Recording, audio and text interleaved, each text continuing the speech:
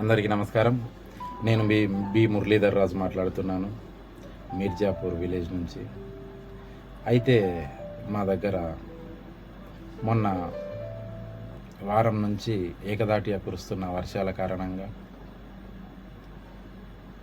ఇదే గ్రామంలో నివసించే అమీర్ పాషా అనే వ్యక్తి ఇల్లు పడిపోవడం జరిగింది.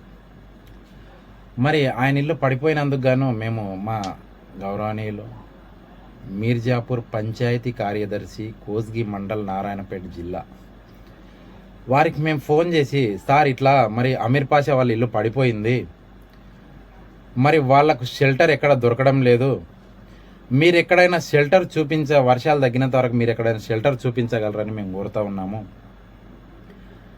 అని చెప్పి వారి దగ్గరికి వెళ్ళి చేతులు జోడించి అడిగినాం.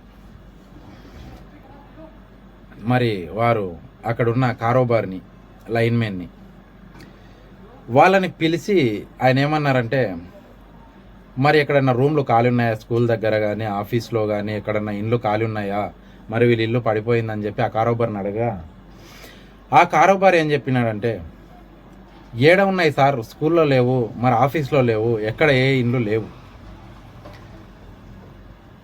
అని ఆయన సమాధానం ఇచ్చిండు. మరి సరేలే అని చెప్పి వాళ్ళని ఒక సురక్షితమైన ప్లేస్లో ఆ వర్షాలు తగ్గినంత వరకు మేము పెట్టడం కూడా జరిగింది. ఆ తర్వాత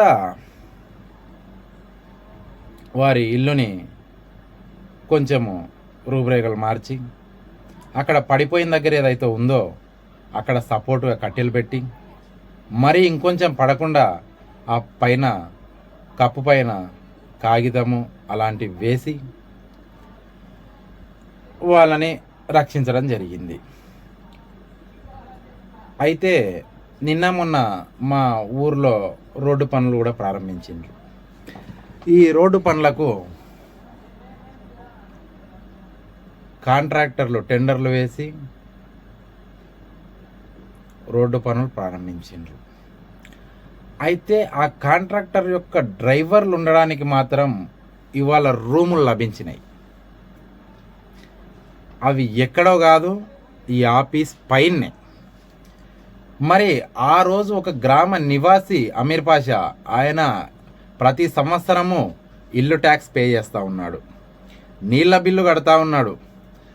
మరి ఇవన్నీ కట్టిన ఆయనకు నువ్వు రక్షణ కల్పించగలేంది, ఇవాళ ఈ కాంట్రాక్టరు డ్రైవర్లకు నువ్వు ఎలా ఆఫీస్ని అడ్డాగా మార్చిండ్రు, మరి మీరు వారి దగ్గర ఎంత లంచం తీసుకున్నారు, మరి వీళ్ళకి ఆ రోజు లేవన్న రూమ్ వాళ్ళకి ఇవ్వడానికి ఎలా సాధ్యమైందని చెప్పి మేము మా గౌరవనీయులు సెక్రటరీ గారిని కూడా అడుగుతూ ఉన్నాము.